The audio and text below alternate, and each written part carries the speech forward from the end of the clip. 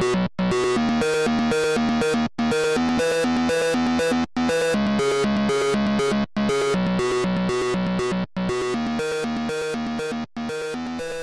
back to the Games Pass podcast. As always, I'm your host, William Liberty, and with me is... Fawwaz, Muhammad Yusuf. And today we got lots of stuff. We got Resident Evil Umbrella Corps, new gameplay stuff. We got Shovel Knight retail copy delayed and canceled on the Xbox One. The Rachet and Clank movie trailer, a new one. Deus Ex Mankind Divided, some more gameplay information. PS4 price cut. Battleborn technical tests dated for the 29th of October. Overwatch beta dated for the 27th of October. Uncharted 4 preview fiasco. And new Dead Rising and DMC in Capcom's main pipeline. But first, let's talk about what we played this week. So one of the first games I played this week, it's an odd game. Remember I talked about the Stanley Parable? Yes. Well, he made a new game. And it's called The Beginner's Guide. And it's really interesting because it's got a lot of people are either loving it or they're hating it. Because what it is that he basically starts the game saying like literally the creator of the game narrates the game. And he says, I had a friend who he calls in the game Coda, who he had a bunch of games that he never showed to anyone. Like this guy would just make games for himself. Like, just little games where he'd walk around, open up a door and close a door, or games where he'd be, like, in a prison that he couldn't escape, or stuff like that. Okay. And it's just him kind of narrating a collection of games that his friend made. And it's very, very interesting, because it's kind of like, it's a weird, like, behind-the-scenes game, where it's like, you're playing these weird, short little games, and this guy's explaining to you what he thinks they mean, and, you know, what he feels his friend is going through at the time when he's making these games. So it's really interesting, but it's controversial in the sense where some people are fighting over whether or not this game is actually real or not, or whether or not his friend actually exists. But it's interesting. It was a really, really interesting game. So I thought it was pretty cool. And then the other game that I absolutely love, and a lot of people were telling me to play this game, it's called Undertale. It's just a little like indie game, pixel art, you know, kind of JRPG style. You go up and you fight monsters. But this game deals with the idea of expectation so perfectly, because this game fucks with your head. Your head. Your head. Your head.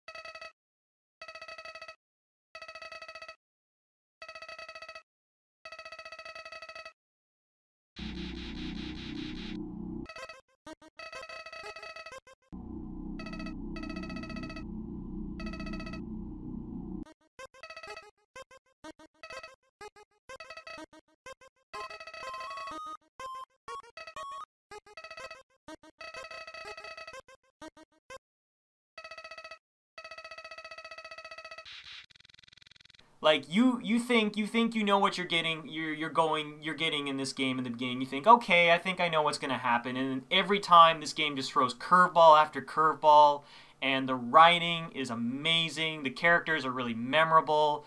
It's so good that this could possibly be like one of my favorite games of this entire year, just of how well it's written and how. I really like when stories kind of like treat the gamer or the player as a participant. And this game likes to break the fourth wall and kind of judge you on a sense where it's like, so, you made that decision. Well, don't you feel terrible or something like that. Like, it flat out will break the fourth wall and do that. And I really, really like it. I'm kind of beating around the bush because part of the game's charm is kind of going into it not knowing a lot about it because it ruins the surprise. But let me just say that it's just a fantastic game, and it's actually really it's short. Like, it takes about 4 hours to beat, but to get the true ending, it will take a couple playthroughs to figure out how to get to it. But I feel it's really cool. But yeah, what'd you play this week? Well, you went full indie I on went this. full indie. I know, I know. So yeah, I'm gonna have to balance it out and go blockbuster. I played the Star Wars Battlefront beta. I heard. Yeah, it was fun. I because it was only for the weekend, so I tried to get as much play into it. It's different from the old Battlefront games. There's no classes anymore. You just pick your loadouts and stuff. Hmm. I don't know, man. I just it didn't. I, it just seemed like something was missing. The maps didn't seem the game. I don't know how to explain it, man. But I just wasn't enjoying it. It was fun, but I don't see Really? myself buying it, which is a pity because I've literally been waiting over a decade for this game, and Well, now I know people said that, and I've heard some of the developers say that the beta isn't a representation of everything the game has to offer. Like, apparently there's, like, different modes, and will well, be... Well, obviously, obviously, yeah, yeah, yeah. But a I lot of just think people that feel like it's missing something. yeah, but I mean, I played the Need for Speed beta, and it was obviously missing a lot of stuff, but I could still tell that okay, this was I could still it felt complete as a beta, whereas this I don't know the maps felt small, which is weird to say, Hmm. and it's just I don't know, man. I didn't enjoy it. I really didn't enjoy it that much. I Hmm. played a little bit with my friend. It was cool. The co-op missions were boring. Well, the co-op mission in the beta was so boring. I Right, played it right, once with right. my friend and we never touched it again. There was this one mode we play where pods fall from the sky and you have to like capture them. It was pretty fun. We Hmm. got a little bit of fun out of that. I tried playing the assault on Hoth, the Yeah, Hoth. right. Yeah, that didn't really work out. Because I got the rebels, and apparently it wasn't balanced very well. I just found it hilarious that I was like, okay, this is going the way it would have gone in real life. Yeah, yeah. Like, that Yeah, was what a because lot like of people were saying, is that, like, it felt unbalanced because it felt like it was trying to stay true to the actual fight, where, like, yeah, the rebels lost that fight, so... yeah, we got crushed. It was pretty bad. It's funny because it was it played out pretty much how it played out in the movie. Darth Vader showed up, bodied a couple people. We couldn't stop the walkers. It was just yeah, we got bodied thoroughly and utterly. So I played that once and I was like, yeah, never again. But yeah, overall, it was cool, but it wasn't crazy. It didn't really hook me. So Hmm. I don't know. We'll Interesting. see. We'll see when the game launches. Also, I beat Bloodborne again. I'm on my third character now, so Nice. yeah, I didn't realize it, but I compared trophies. You haven't beaten the secret boss yet. I thought you had. Which one? The queen. Um, oh, is that the one in the dungeons? Yeah, the one in the Yeah, I town. didn't really get that far in the dungeons. I got, like, maybe about a bit through the dungeons, but not that far. I just, because it's like I got a lot of the game and I was like, ugh, I beat Bloodborne. I've got like 7 other games I need to beat now. Okay. Ah, okay. Yeah, uh, because I thought you platinumed the game already. Because no, no, no, no, no, no, no, you were always no. talking. It's funny because I compared our trophies and I actually have more trophies than you in the game, and I I was find like, that surprise. I love how your relationship with Bloodborne has just changed so thoroughly. Like, man, I don't know if I could play this game. Couple months later, so I beat the game twice. It's like yeah, it's man. kind of amazing. I love that game. It's crazy. Uh, It's funny because I was watching some Dark Souls 3 footage and I'm like I don't know about this though because I want more because at this point I'm scraping the bottom of the barrel with Bloodborne because I've beaten almost the only boss I haven't beaten yet are the secret bosses in challenge dungeons and what's her name Ebriates. Those yeah, are the only yeah. bosses I haven't beaten yet. Mm. So I'm scraping the bottom of the barrel now. So I'm looking for more stuff. So I was watching some Dark Souls 3 footage, but I'm not sure if I'll get it. Anyway, before we spend too much time on that. Yeah, let's get started. Resident Evil. Resident Evil Umbrella Corps, some new gameplay stuff. Gameplay, alright, I guess. But the one thing that I actually really liked was the price was fair, like, to this Yeah. game. Like, $30, I think, is fair for this kind of game. Uh huh. Uh, But with that said, I read some dude he played the game and he was just like that. He's not sure if it feels like he was like that. It felt like Capcom had a bunch of good ideas, mm-hmm. but they just didn't Flesh out into a. implement it properly Mm-hmm. because he was like, for example, there are these things in the game called jammers, right? Right. You're because how it works is that you're playing. I can't remember how many players. Let's say 4v4. Yeah, You're yeah, playing 4v4, and the arena you're in. Okay, 3 versus 3. Sorry, you're playing three yeah. versus three, Mm-hmm. and the arena you're in has zombies in it, right? But the zombies wouldn't attack you because you've got these jammers on you, and they were Right. like, apparently you can shoot the person's jammer. But he was like, why not just shoot the person, right? Right. And I'm like, that makes sense. Then he's like, that okay, you can also take zombies and use them as like human shields. But he was like, that the human shields weren't very effective. And he was like, overall, the game has a bunch of cool ideas, but none of there's no reason to use them. There's no reason to just play the game like a regular third person shooter. So, obviously this is early. We'll see. And Yeah. like you said, the game is $30. It is competitively priced, Yeah. and it's got a no respawn. It's got a mode with no respawns, which I've always liked. And it was like part of the issue with the demo was that they were playing a mode with no respawns, which is fun for people that know how to play the game, but not fun for show floor demos. Yeah. So Yeah. we'll see going forward. Right. But yeah, like I guess we'll see how it goes for sure. Some bad news. Shovel Knight. The retail copy is getting delayed, and it got canceled on Xbox One. And this baffles me because this game is almost on every single system. Like Yeah. it's on the Wii U for fuck's sake. No, just so we're clear, the digital version is on the Xbox One. Yeah. The retail version got canceled for the Xbox One. Oh, okay, okay. Yeah, That makes yeah, a little yeah. more So sense. so it's still on Xbox One. They were just like that. That they really wanted to hit their date, obviously, but Right. publishing policy.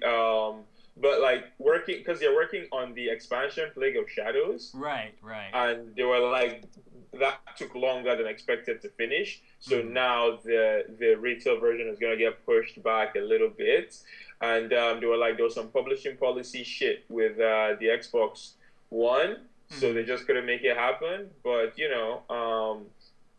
at least the digital version is there, so no great loss as far as I'm concerned. This is the kind of game that I would never buy retail anyway. I'd always buy this game digital. So for me, I'm like, don't really care. Right. Right. Right. I mean, like, yeah, like, it's, and honestly, like, even though this version got canceled, it's like, there's so many different versions, there's so many places you can buy this game from that I feel like it doesn't really affect it that much, so.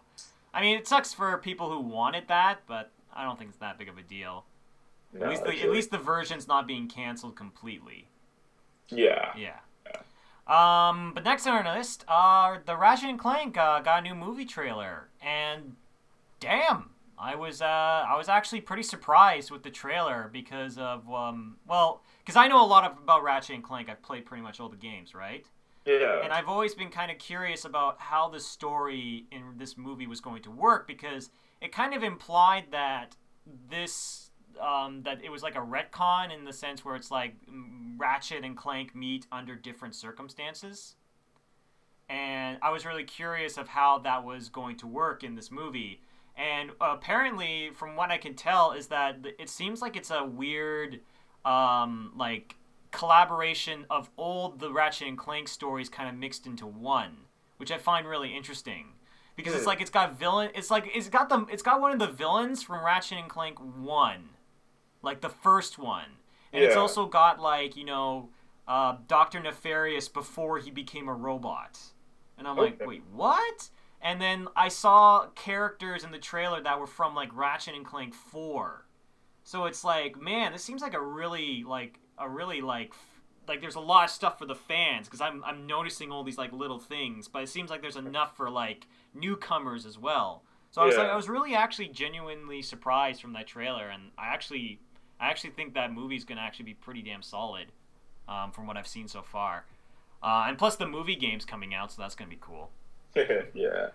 I share your I definitely share your sentiments. I haven't played as many Ratchet and Clank games as you have. I think I only played the first one. So Right. watching the trailer, it looked like the plot. My memory of the first game is very hazy, but Right. it did look like the plot of the first game. Yeah. They Ratchet meets Clank. They get together to go find Captain Quark, and then they join forces to defeat the dude in the suits. That's about as much as I remember. There's some spoilers in there that I'm not gonna get into here. But what's this thing called? Overall, it looked cool. I didn't realize because I've never played the later games. I didn't realize that Dr. Maferis was in it. I'm assuming that he's just in it to set up for a sequel, because you know how these dudes do. I Yeah. feel like this movie, because just watching the trailer, I feel like it's gonna primarily focus on the plot of the first game. We probably some little stuff here tossed in for fans like you, and Yeah. then put stuff to potentially set up a sequel going forward. I think that's how it's going to play Yeah, out. it seems like they seem pretty confident in this movie, which I'm Which actually is good. yeah, which And is good. it looks like Ratchet and Clank. It looks like a Ratchet and Clank movie. It didn't look like a Hollywood version of Ratchet and Clank or any shit like that. It looked straight up like a Ratchet and Clank movie, which Yeah. I genuinely appreciate, because we all know how Hollywood loves to shit on stuff that you love. Well, So yeah, well, it's also like it's just a lot of people who gave the source material, they don't understand it and they just try and make generic stuff out of it, just with like yeah. character names and whatnot, and that's how you get those Resident Evil movies that are just so freaking ugh. But no, this seems like it clearly has a lot of stuff for the fans, and it clearly understands like, okay, look, we've got to start from scratch, so we've got to make this at least somewhat plausible for people who are coming in fresh. Yeah. Which I think is a really, really fair, because that's why I'm actually okay with the retcon of the story of how it's like it seems like they're changing up the how they met. I'm actually okay with that because it seems like they're using that to their advantage. Okay. But yeah, just pretty cool. Next, Deus Ex, Mankind Divided. A little more gameplay detail. Some new gameplay was kind of shown. 6 cool new things.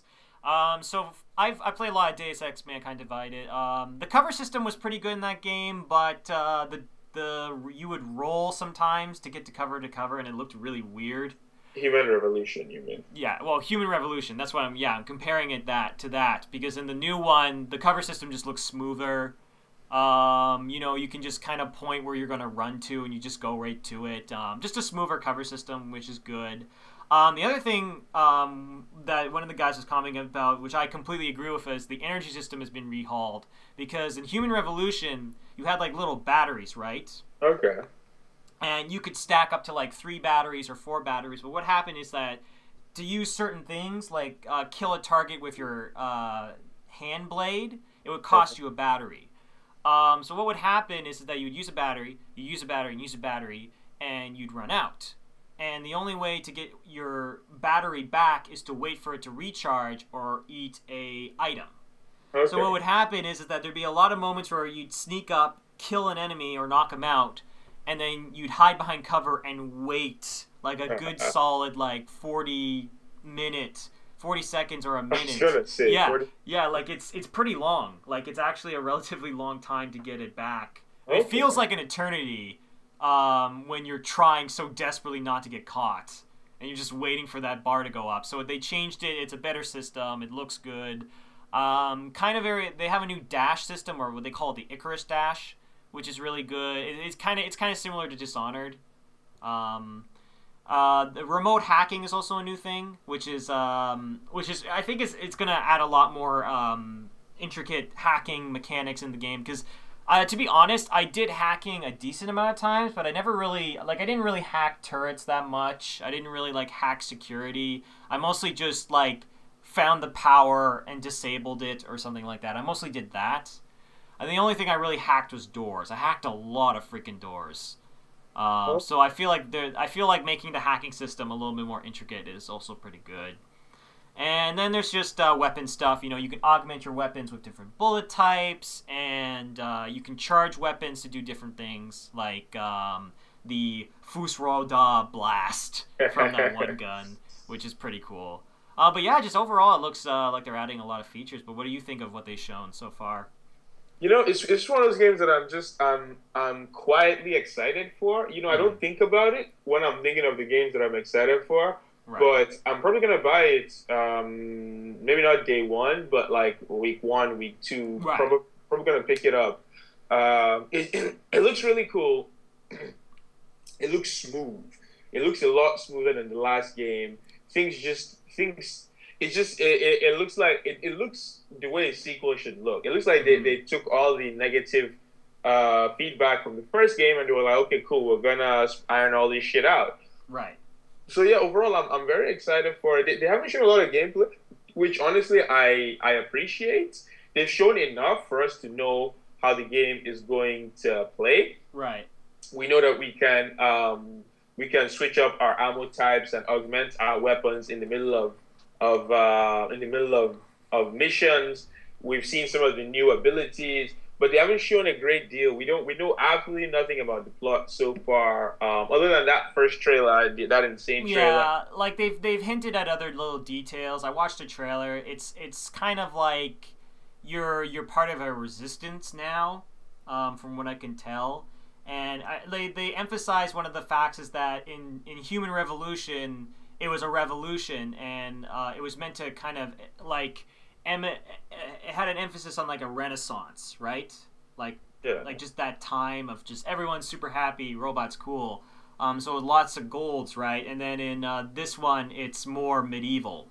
So it's going to be more darker, more bloodier. So that I feel like that's sort of where the story is heading, from what I can tell. But still, yeah, you're right. There's not a whole lot that they've shown.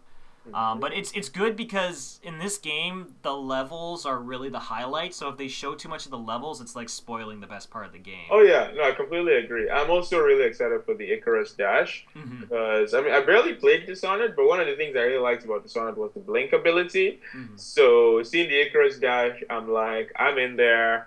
I am in there 100%. And yeah, so yeah, just looking forward to. Honestly, I don't even want to see any more of this game. I just want February to come along and I'll Yeah, pick this bad boy up. yeah, that godlike month of too many games. It's ridiculous. There's more Yeah, games coming out in February and March than during the Christmas rush. yeah, Well, at least more actual video games. So yeah, yeah. I don't count them annual games anymore. So No, yeah. yeah. I don't think many people count those. Yeah, But some more good news. PS4 got a price cut. 349.99 in US and 429.99 in Canada because yay, higher prices in Canada. But because the still, Canadian. price cut, not bad, not bad. Yeah, pretty good price cut. The funny thing is that even though like it's ridiculous, it's because the Canadian dollar is so poor right now. If you took 350 American dollars and converted it, I think it would convert to just about or just under 430 Canadian dollars, which is sad, all Yeah. things considered. But good. You know, it's nice to see a price cut. I'm glad I bought my PS4 when I did Mhm. because this price cut is not even as good as the one I got when I Yeah, bought. like the super sale that we all jumped at. Yeah, Like when this. Bloodborne launched, it was 400 Canadian, I think, and this is 430. So yeah, but overall, good stuff. You know, I mean, Sony. We spoke about all the bundles Microsoft had last week. So I mean, Mm. Sony, even though their lineup of games is pretty pathetic, Mm. they're not going to roll over and die. You Yeah. know, they've No. got some nice bundles themselves. Actually, they've got a Black Ops 3 bundle. They've got Hmm. the Battlefront bundle, and they've got the Nathan Drake collection bundle. Yeah, yeah. That Destiny bundle that is also kind of pretty good. Yeah. That console looks really good. Yeah. So Sony's they're not just gonna let Microsoft catch up to them. They're definitely trying to swing back a little bit. But Mm. yeah, overall, nice sale. If you haven't picked up a PS4, should give you a little more incentive to go out and Yeah. pick one up. Pick, And pick one yeah. up. Bloodborne's worth it. You know, it changed Fawwaz. But let's move on to some other craziness. Battleborn technical test dated for the 29th of October. So why don't you tell the story, Fawwaz? This is gonna be good. So I swear to God, people, we're not doing this on purpose. But Mm. Battleborn, I got my email that I'm I'm invited into the Battleborn technical test on 29th of October. I'd sent a non-disclosure agreement, so I actually can't talk about the technical test on the podcast. Oh no, you can't. Oh No, god. no, they were like that. I'm not allowed to talk about this online and all that. It's a good thing I actually, because usually I don't read those things. I just signed them, right? Right. It's a good thing I actually read this one because. Well, I'm assuming that they don't want you to give all the details of what's in the game at this point. Yeah, whatever. But yeah, so I got invited into that. And I'm like, okay, cool. 29th of October. We'll talk about that on the podcast, and then I'm on N4G, and it's like Overwatch Beta did it for 27th of October. And I'm like, really, guys? Like, we're not trying to do this. It's like, we don't want to compare these two games, but Jesus Christ. Every single week that there is Battleborn news, there is Overwatch news. It just keeps happening. So yeah, the Overwatch Beta, excuse me. There we go. Overwatch Beta is gonna be on the 27th of October.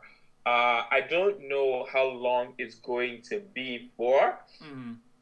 But they've released some details, some gameplay details about the game. 1 second. There's going to be no single-player campaign. So that's kind of disappointing. Yeah, I kind of expected it at this point. But yeah, kind of expected at this point.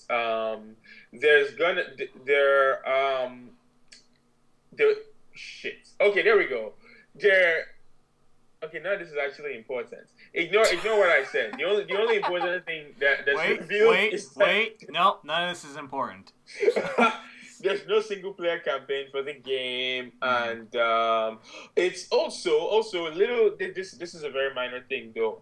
But somebody looked into the code of the game page on battle.net, right? And the description is Overwatch is Blizzard's team-based shooter for PC and consoles. So it is coming to consoles. I mean, it's not official confirmation, not even slightly. Mm.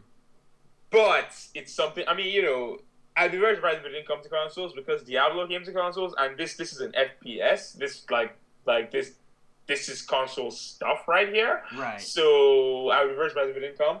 But yeah, that adds a little more fuel to the fire. Overall, there was a little bit of a stream showing some gameplay of the game. The game it looks like a lot of fun. It looks very smooth, very. Mm-hmm.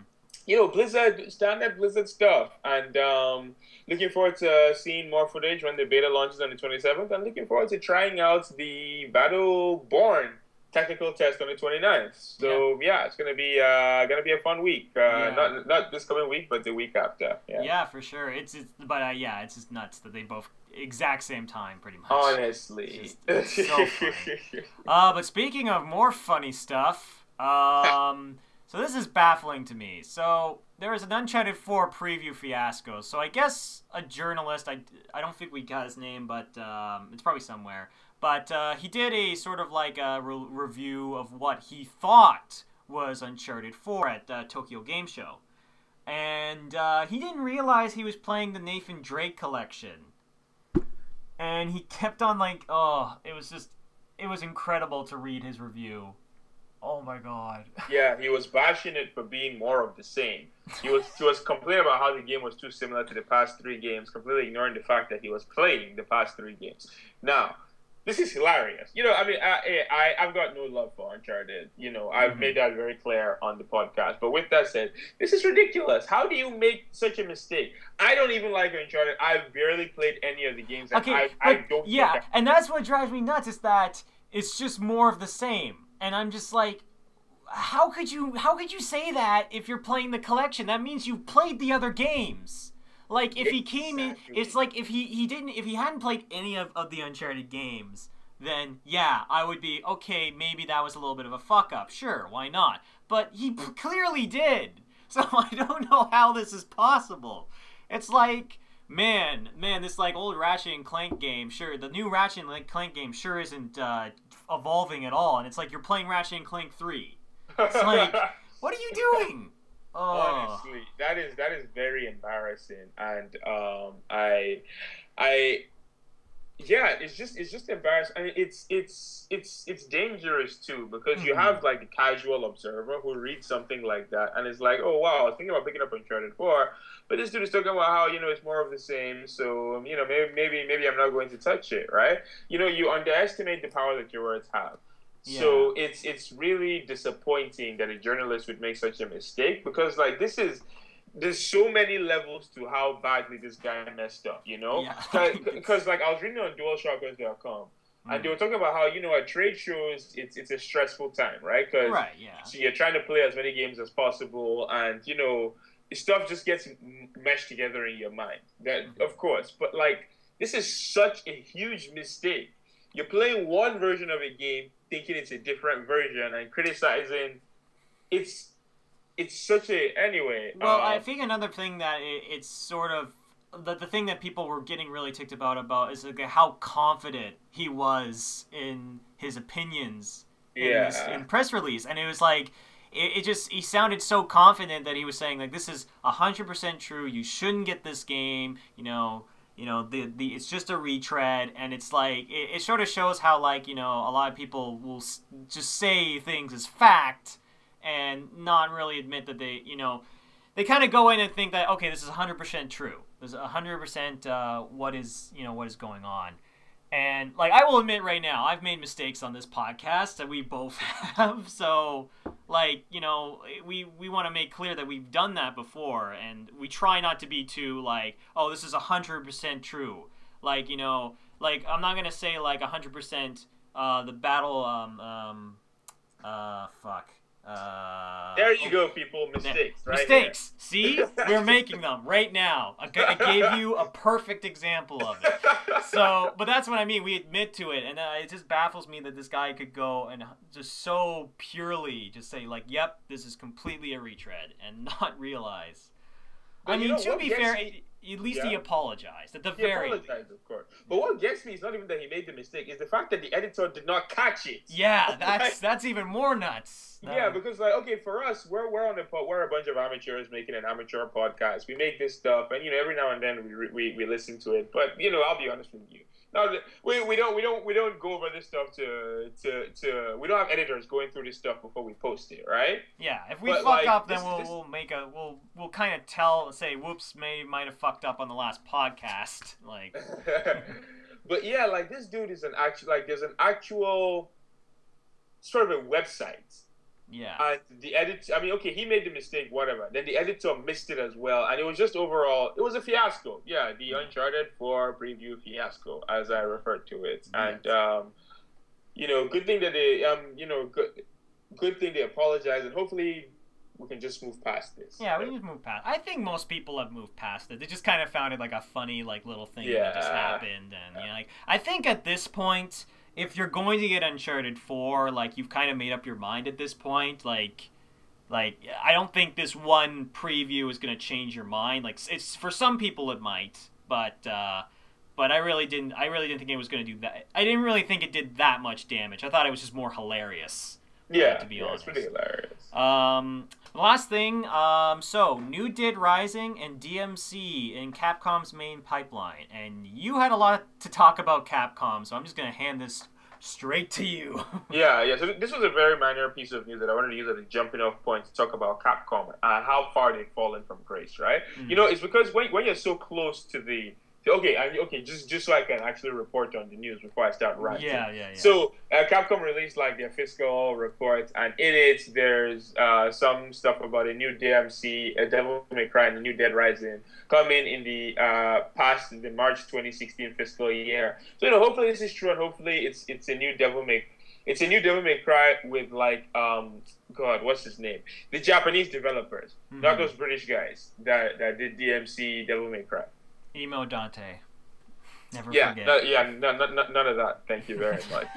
But with that out of the way, what happened to Capcom? Seriously, when you think about the PlayStation and the PlayStation 2 era, these guys are responsible for some of the most critically acclaimed games ever. Like they created genres. I mean, they're responsible for the fighting game genre. While they're not necessarily responsible for the horror game genre, they definitely popularized it. They popularized this. Okay, they didn't popularize. The stylish hack and slash genre with Devil May Cry. Right. There's so many games that were pioneers. So many amazing games that Capcom are responsible for. Devil May Cry, Onimusha, Mega Man, Street Fighter, And that's just off the top of my head. Dead Rising, Lost Planet, the first one was pretty good. Yeah. So many, I mean, Dino Crisis, so many Dino amazing Crisis games was that the Capcom best. were responsible for. But like now, seriously, what? I mean, okay, sure, I'm really looking for Street Fighter 5. Yeah, and I am too. And like, You have your and Monster for me, Hunter. like for me, it's like there's always some game that they are making that I'm like, okay, like I am excited for. But as a company, they make really ridiculous decisions sometimes. I mean, for me, the two games I care about that are coming out is Monster Hunter Cross. Maybe might be coming out with this report. I'm hoping that kinda is confirmation that it might come to the West. Not sure.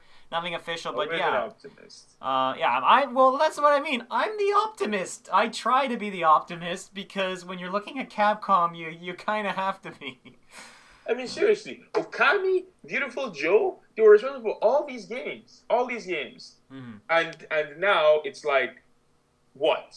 What is coming out with Capcom's name on it besides Street Fighter 5 and Monster Hunter? And probably like one or two other games that I can't think of off the top of my head. Mm-hmm. That isn't just shit or Yeah. a repackaged re-release of something older. It's amazing. It's amazing how far they've fallen from grace. I mean, part of it is because Clover Studio, I believe, the studio behind Beautiful Joe and Ukami, they dipped.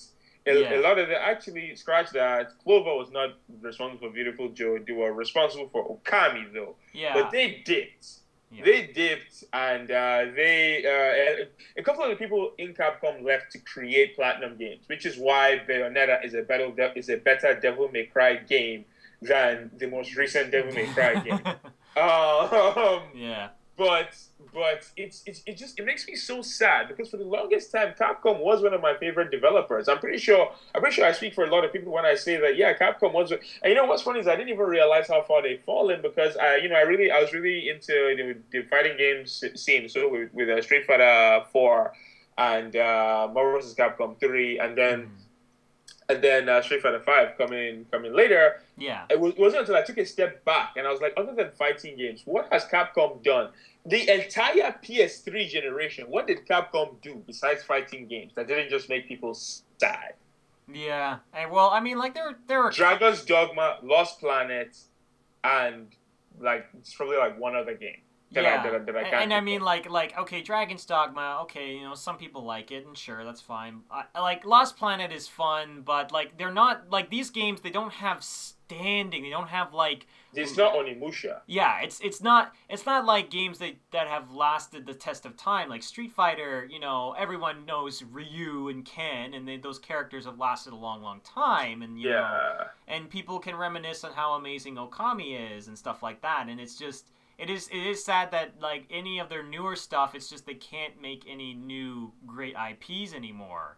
I guess this is time for them. I guess it's just, I don't know if it's just too difficult for them to do, or if it's just, and maybe another thing is that they just feel like it's a safer decision to just keep milking series that they've kept going for so long, and not trudge into new territory. Like, Platinum seems to be doing that with, like, Bayonetta and Wonderful 101 and stuff like that. Yeah, and it's just it is kind of sad, and it is disappointing. Yeah, I do think a big part of it is that a lot of the big names responsible for these games that we love have left. Yeah. I think that's part of the problem because you're looking at the people who are former employees of Capcom: Keiji Inafune, Shinji Mikami, Hideki Kamiya, Atsushi Inaba, Yoshiko Okamoto. I think that's the Onimusha guy. Like all these big names dipped. They dipped after a while. I mean, all that's left is you got your Ono, friggin' troll. You've got a couple other people here and there, but overall, the big names at Capcom. The big names responsible for a lot of these franchises that we know and love, I feel like they've left. Of course, I could be full of shit right now. I haven't really done a lot of research into this, but that is the impression. That is the impression I got looking at the list of names of people that have left Capcom. Because all the names that I know from Capcom are on this list. Now, of the people that have left Capcom, other than Ono, all the people I know from Capcom are on the list of people that have left. Right. So it's a real pity, man. And hope. I mean, there's no reason to have hope that they're gonna turn their shit around. But you gotta stay hopeful because what else do you have? Like you say, right? So That's me. That's the optimist. Like, I mean, like, at the very least, I'm glad that they made Monster Hunter 4. Like, Monster Hunter 4 Ultimate is probably one of my favorite 3DS games ever. And it is a really, really amazing game. And I love that they added... I love that they made Monster Hunter 4 really popular with a lot of people. So there's some hope with things like that. I don't know, for me. But when I say I'm an optimist, what can I say? But anyway, I think we're going to have to wrap it up here. So don't forget to like, subscribe, and comment. And if you leave a comment in the comment section, we'll make sure to answer in the next podcast. And as always, this is William Liberty and... Fawwaz Muhammad Yusuf. And we'll see you guys next time. Take care.